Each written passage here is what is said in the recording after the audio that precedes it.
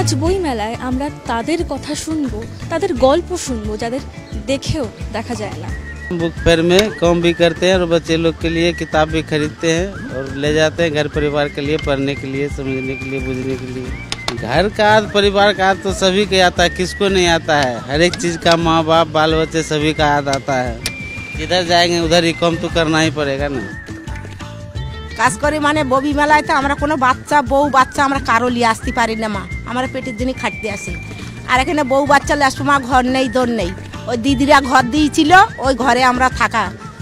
আর এই বাথরুম টাথরুম ধোয়া ধাওয়া ওই কখন আর কিনবো, কাজই তো হচ্ছে, কাজই করে যাচ্ছি।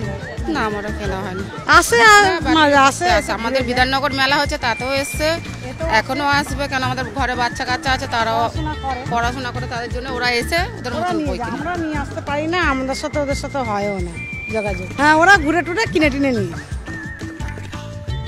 ইচ্ছা করে, আমারও ফ্যামিলি নিয়ে আসতে ইচ্ছা করে। এবার অ্যাকচুয়ালি কাজটা কভার না করতে আমি যেতে পারছি না, কাজটা ফিনিশ করবো, তারপরে তো কোম্পানির একটা কাজ দিয়েছে, সেটা দায়িত্ব নিতে হবে, সবাইকে দেখতে হচ্ছে, প্রবলেম সেটা সলভ করতে হচ্ছে। ইচ্ছা আছে যে তাদের বড় হলে তাদেরকে নিয়ে আসবো, এবং বাড়িতে বৌদি আছে, দাদা আছে, ভাইজি আছে একজন।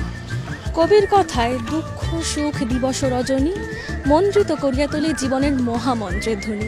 শত শত সাম্রাজ্যের ভগ্ন শেষ পরে তারা কাজ করে। ক্যামেরায় প্রত্যুষের সাথে আমি সেমন্তী, সরাসরি বইমেলা প্রাঙ্গণ থেকে।